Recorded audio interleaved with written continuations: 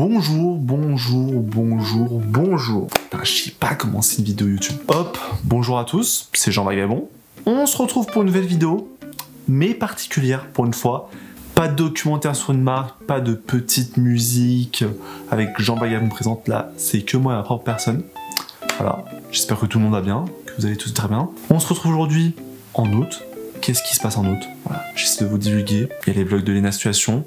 Oui, très bien, moi aussi je les regarde tous les soirs, il n'y a pas de souci. Mais là, en tant que fan de sneakers, je vais vous montrer un truc.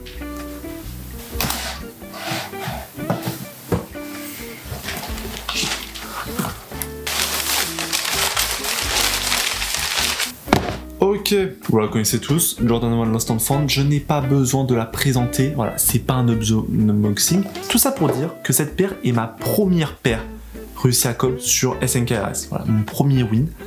Et donc voilà, on est en août, qu'est-ce qui va se passer le 8 août prochain, le SNKRS Day. Un événement connu de tous, un événement bien sûr que tout le monde attend en tant que fan de sneakers. Pas tout à fait. Mais bon, ça on va en reparler, voilà, donc c'était un petit topo, et là maintenant on va essayer de présenter toutes les éditions de 2018 à 2022 pour voir comment est l'évolution, qu'est-ce qui en est arrivé que la hype est aussi morte qu'aujourd'hui, quelle paire était sortie, quelles sont les innovations qu'a fait Nike, mais avant tout, voilà, je vais vous présenter qu'est-ce qu'est la marque SNKRS. On se retrouve donc en 2015, le 8 août précisément, où Nike nous fait une très grande annonce. Ils vont sortir leur propre application. Le principe est très simple, toutes les paires qui devront sortir seront sur cette application avec en plus des sorties de vêtements et des actualités. L'application très vite va avoir son succès aux USA, mais Nike ne va pas s'arrêter là. Ils vont acheter la startup Virgin Mega dirigée par Ron Faris. Et c'est cette personne qui est extrêmement importante. Ron Faris, c'est un gars qui s'intéresse à plusieurs choses. Un entrepreneur. Et lui, son truc, c'est les files d'attente.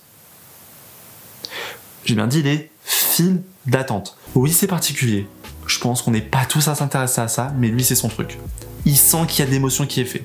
Il sent qu'il y a du fanatisme là-dedans. Comment les gens peuvent attendre autant de temps pour quelque chose qui est si peu important dans leur vie de quotidien. Et donc cela qui va déclarer, je cite, « Il y a beaucoup d'énergie qui se passe dans les files d'attente.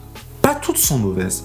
Beaucoup de magie peut se produire dans les files d'attente. C'est ce qui permet à tout le monde de partager son amour commun pour quelque chose. » Et donc lui, il veut clairement faire la même chose pour Nike. Et c'est comme ça que sont créés les raffles. Le principe est très simple, toutes les paires hype en quantité limitée avec une demande qui est au-dessus de l'offre seront sur l'application SNKRS.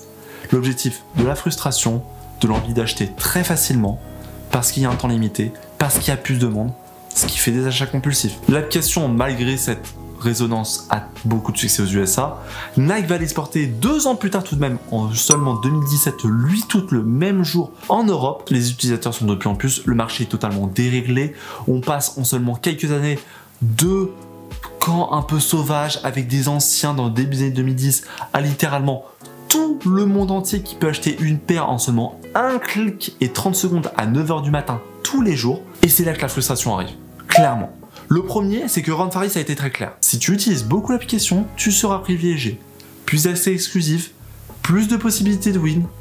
Clairement, ça a été assumé. Et la seconde chose, mine de rien, c'est que les utilisateurs, les fans de la première heure, sont vraiment agacés. On est 99% à avoir vécu cela. Tu te lèves à 9h, tu veux absolument cette paire depuis 6 mois. Tu as réservé tout ton argent là-dessus. Tu prends, mais c'est un énorme L. Tout simplement pourquoi? Parce qu'il y a très peu de quantité et qu'en plus de ça, il y a des gens qui prennent des bots, qui vont acheter 16 paires, qui vont vouloir les revendre. Clairement, on n'est plus sur du fanatisme, mais plus sur du business. Et ça, c'est plus possible. Mais bon, l'application a son succès, hein, on est quand même tous des pigeons, on va y aller dessus. Et c'est clairement là qu'arrive le SNKRS Day. On est en 2018 et Nike annonce le premier anniversaire de l'application. Peut-être une possibilité de redorer son blason. Ou pas. C'est ce qu'on va voir dans la vidéo. Listen. On est donc en 2018. Très content, surtout en tant que Français. On vient d'être champion du monde. Normalement, on a tous passé son meilleur été de sa vie. Le mois de juillet était extraordinaire. Et là, Nike nous envoie le 8 août son premier anniversaire. Et c'est extrêmement simple. Du cop. Beaucoup de paires qui sortent. La Air Max One 97 chez Wotherspoon. Des paires de The Ten. Des Air Max One Para. Une Air Max One Atmos 2018. Clairement, c'est de la régalade. La conclusion, c'est que c'est un événement extrêmement simple, mais extrêmement réussi. Les gens sont contents, ils ont un peu un review de la dernière année. Si tu n'as pas réussi à comme s'espère, tu peux réessayer donc le SNKRS Day. Clairement, Nike a réussi son coup. SNKRS est à son prime absolu. Clairement, tout le monde veut aller sur cette appli. Si tu la raffles, au pire, tu retenteras ta chance dans l'édition de SNKRS Day suivant. Bref, clairement, Nike a été très fort sur cette édition. Je vous le dis tout de suite, c'est la meilleure. Maintenant, on passe à la petite décadence. Bienvenue en 2019. Listen. 2019, très peu d'informations, comme d'hab, hein. On est quand même sur Nike. Personnellement, moi, je viens juste d'avoir mon bac, j'ai un petit peu d'argent, je suis pressé, j'ai raté 2018. Là, 2019, je suis chaud patate. Qu'est-ce qu'il y a eu en plus durant cette année-là? Toutes les sorties Sakai. Clairement, on peut pas se louper normalement. Et ben, ça va être pas mal, franchement. Franchement, 9h, on va avoir un petit jeu à gratter. Style une ticket d'or à la Charlie Chocolaterie. Et si tu l'as, tu peux choisir la paire de ton choix. Clairement. Première nouveauté, des jeux physiques dans 3 villes européennes. Londres, Berlin et Paris. À la style Pokémon Go, tu te retrouves à un endroit, tu trouves la paire, tu as ta paire, tu as un accès exclusif, tu peux la payer. Clairement, pareil, petite innovation, tranquille. Une autre sortie de paire, Air Jordan 1 Not for Resale, Red. Une autre Jordan 1 va sortir également, une Air Jordan 1 Not for Resale Red. Et puis ce sera tout pour la journée. La conclusion, c'est qu'on est quand même toujours sur un bon événement. Il y a des bonnes paires qui sortent, les gens sont contents, la frustration de l'année est de nouveau rentabilisée puisqu'on peut retenter notre chance, mais déjà les premiers coups qui arrivent. Le premier, ce sont les jeux physiques. Clairement, privilégier 3 villes comme Londres, Paris, Berlin, c'est intelligent. Ce sont les capitales européennes, ce sont des villes influentes dans le monde. Mais l'application SNKRS est une application universelle. Et là, 99% des gens ne peuvent pas jouer à ce jeu.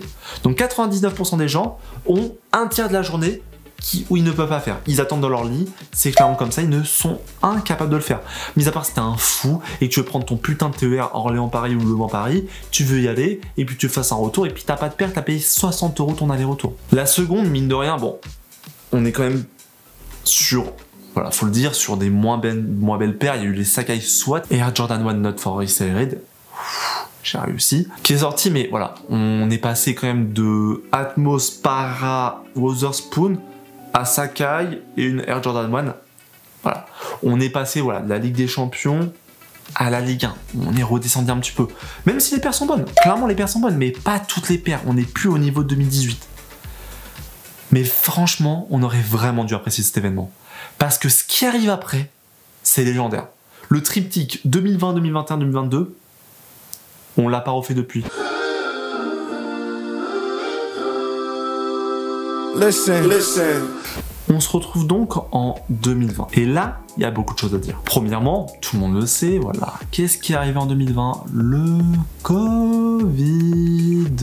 Donc, voilà, même le SNKRS Day a été un petit peu perturbé. Les événements physiques comme d'avant sont donc extrêmement interdits. Mais il va y avoir pas mal de choses. À 9h, on va avoir une sortie pour les membres Nike d'un pack d'Air Max 1. Petit 2, et c'est là où le premier scandale arrive, les Parisiens, les Français en général, ont eu des accès exclusifs sur des paires que n'ont pas eu les étrangers. On est passé donc de toute l'Europe à Berlin, Paris, Londres, à quasiment que la région parisienne.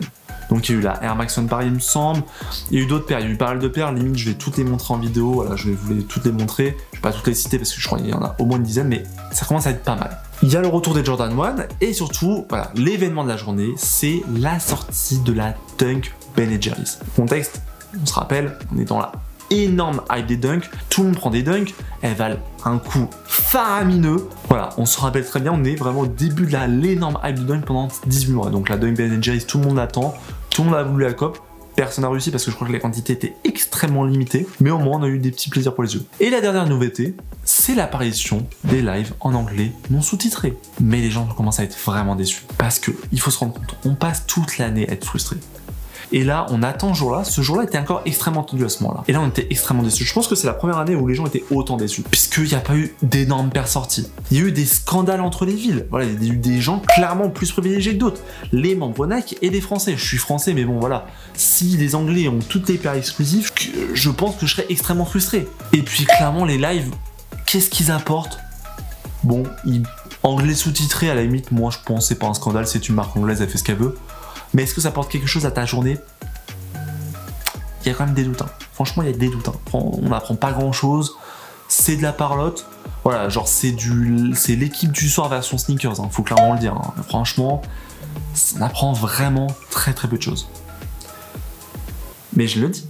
Déjà que 2018 avait profité pour 2019, 2019 avait profité pour 2020. Bah alors, 2020, si on avait su ce qui allait se passer en 2021, je pense que là, on aurait raté. On aurait raté. Listen. On est donc en 2021, toujours un peu sous Covidé, hein, clairement, on est à la fin du second confinement. Et là, on attend un acte au tournant. Parce que vu l'édition 2020, on attend des bonnes paires. On attend des événements. On attend juste des bonnes paires en fait. On attend juste des bonnes paires, faut clairement le dire. Ah bah on va pas être déçus. 3 paires.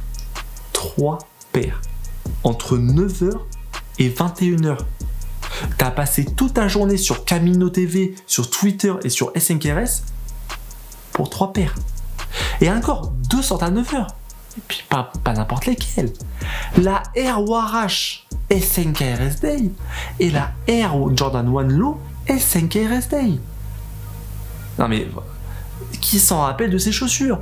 Des chaussures, mais non, franchement, je peux même plus en parler. Elles sont dégueulasses. Dégueulasses.